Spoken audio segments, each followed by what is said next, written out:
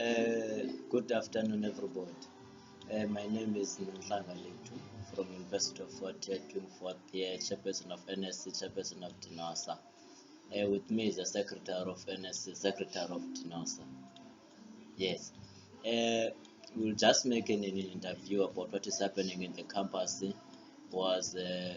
heard that the student on a stay away, and we would like to find out from the report of the secretary was most of the time is the one who's reporting all issues that are taking place. We are not only going to focus on our department, which is nursing science student. We're also going to focus on issues across that are affecting the students in the campus and institutionally. Was when we're talking about Fort Hare, you're talking about three campuses. At least the main campus, we've got Eastland and we've got Bishop. And I think students are being affected by these issues in all the three campuses. So the secretary will be outlining as we're going to do the interview. I will give him a chance to introduce himself so that we start the interview as you go on, Nopala. Okay, thank you very much, Chairman.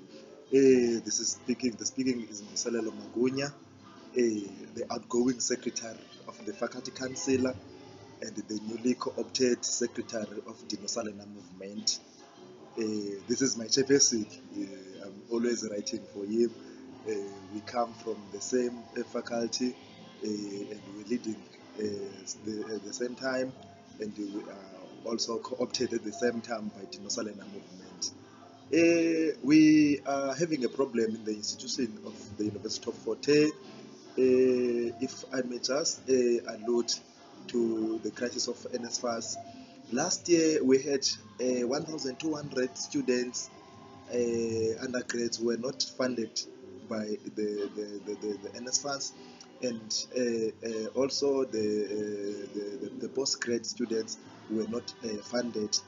And then that continued to in this year that they could not register those students because they had a great historical debt. So that means therefore they could not access registration. Now those students are now financially excluded, that they should not take part of the university in this year because they have a lot of debts. And the other issue that we are having is the issue of residences that are so limited that the first years are not accommodated. Roughly it's about 6 plus minus 650 students who are not allocated into residences. So that tells you clear that there is a long way to go. We have to fight for students because these are fellow new students. They do not know who can assist, how can they get help. And we as a senior comrades, as senior students of the University of Fort Hare, we must fight on their behalf. As my chairperson has already told them that whatever that they in need, they are going to achieve it, since we achieved it when we arrived on the year 2012. Thank you very much, Chair. Okay, as we continue, was the secretary just went to what is happening in the campus. In fact, they are reflecting on what happened, particularly last year. But however, Nopala, I would like to brief us as to what is happening currently, because we are told that you are on a stay away. Is it a stay away? Is it a full-blown strike? If it's a stay away, how long will it last? I mean, was when you are having a stay away, you should have been perhaps submitted the memorandum, and we would like to know as to when are you going to get the response. We want you to visit those avenues. Okay. Thank you very much, my chairman. We are on a boycott of classes. It started on Monday, but the resolution was taken on Friday, where we had a mass meeting at Elcott Test venue. We are having these problems that I've already alluded to, that we have no students, with students who are not accommodated and financially excluded and so forth. There are a lot of issues, but these are the major ones. We boycotted class yesterday, but there were students who were in class, and we had to go and remove those students from classes and close libraries and laboratories and the finance is now shut down, and no student is gotten access to those areas.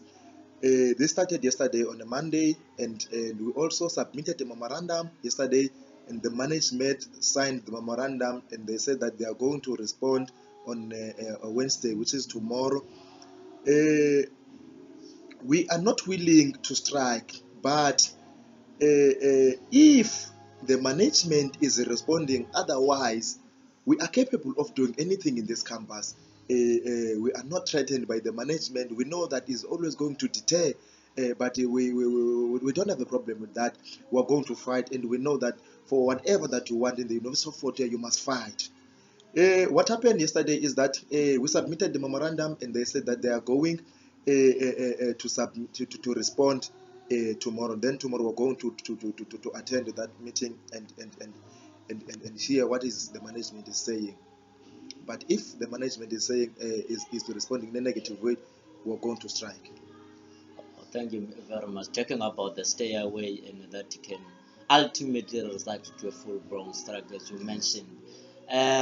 We had in the history that University of Fort has a tendency of using divide and rule strategy in terms of trying to intimidate students in their pursuit.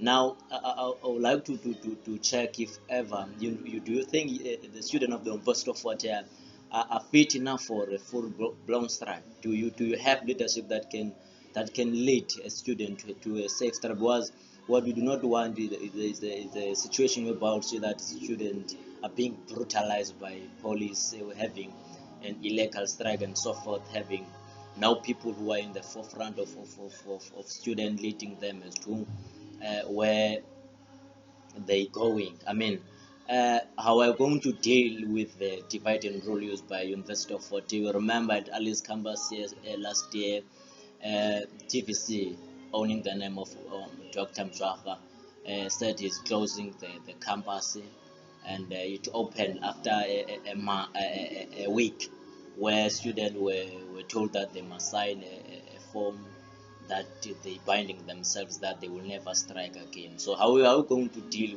with such? Because in as much as you are planning a student, the management is also planning as well. I mean, can you reflect on such aspect? Okay, thank you very much. Yesterday I was going to Embassy Court. I met the premier there, and I asked him, Premier, have you already consulted the police station into making the strike legal? He said, no, not yet, because we were just boycotting the class. We didn't plan to go on strike, but we will see on the response of the management. He then said on a Tuesday today, he is going to a police station and apply for a legal strike. That means, therefore, we are fit to go for a strike, and I believe that our strike is going to have an hegemony, because you could see even in a meeting, the venue is so full, it's crowded. We don't have a chance to sit. That everybody is there. Every student of the University of Fort Hare attend, and when we talk about strike, they are willing to strike, but we want to see the response before we talk about strike. And on a divided rule that was used as the strategy in the Alice campus, the main camp, it is the difficult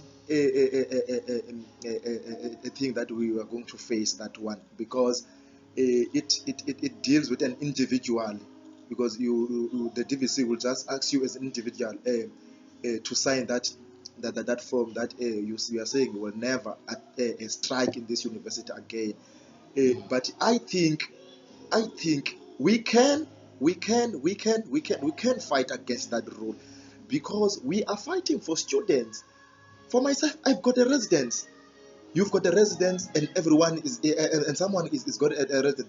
But students who are doing first years do not have any residence, and they can never ever go to a strike, because they don't know how to organize a masses to a strike. We are only people who can fight for them.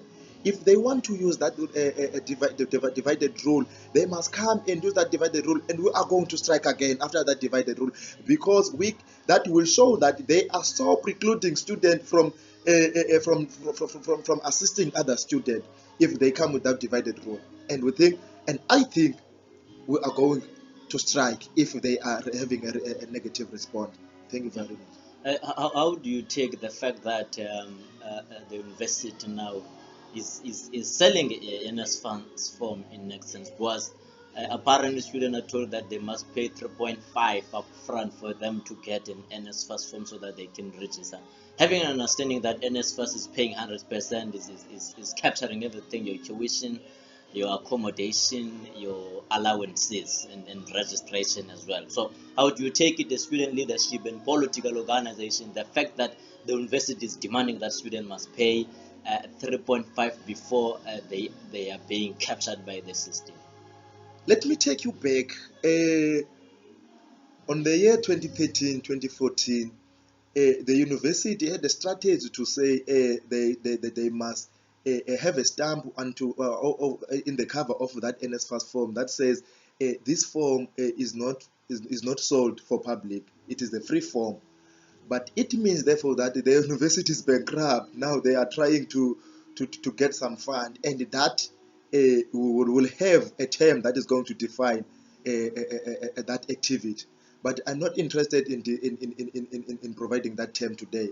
Maybe tomorrow I would say that, because we are fighting corruption in this country.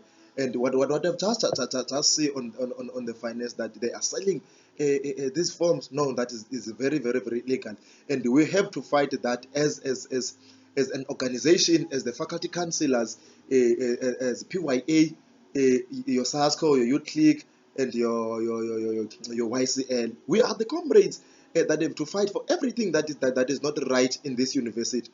And I think that issue alone needs us as the comrades of this university, and we have to fight that, because we have brothers, sisters who do not have money to buy that NSFAS form, and that NSFAS is not sold. That is very, very wrong. Thank you very much. Having incited on the issue of first years was 650 do not have accommodation. Yes. I mean, I believe that as per the constitution of higher learning, universities are entitled, they are obliged to take 50% of first years. But however, in the University of Fort, we are having that privilege that University of Fort does take 70% of students. You understand, in terms of accommodation. Now we are having a crisis of 650 students who do not have accommodation. Now I want to check as to what is it that the university is not doing correct, or is there any mismanagement in terms of allocating students and so forth, or students do not exit the system? I mean, what is it that the university is not doing correct, or what is the problem that makes students not to be accommodated in their residencies? Thank you very much. You know, when you've got a rule and you do not apply that rule, you are going to have mismanagement. Because if there is a rule that the university must accommodate 50% of students, and then they admit more than 50%, that will tell you clear that the university it does not have a proper management. Why would I say that? Because if they had a proper management, they would admit those 70. They would admit 70% of new students in the university, and provide a new or and add some residences to accommodate the 70% that have already admitted. Now the mismanagement is when the university is admitting 70% and does not provide another new residences. That is where there is a mismanagement. And also we've got a lot of students who do not exit the university. Students who came here on 2009 have not yet graduated, and they are still having favors in accommodations. That is the crisis on its own. According to the prospectus, a student should not exist, should not have stayed in a residence more than his degree. This is the number of his degree in the University of Fort Hare. For instance, as I'm doing a PK, I came here in 2012. Now I should exist so that the first year who was going to do a PK next year would get into my space. Mm-hmm. Yes. Talking about in interesting issues. We heard that there is a lot of exclusion taking place in the university. We talk of financial and academic inclusion. For instance, you go to WUSU and they exclude a student academically, but they require credits and they do have a system and to saying how they bring back a student back to the system. But however, the Constitution of Forte is silent and to saying how do you then bring back the student back to the system who was excluded academically. Now, what do you think can be done in terms of dealing with such issues? Because the prospectus is silent and to say how do you bring back the student back to the system having excluded that student academically?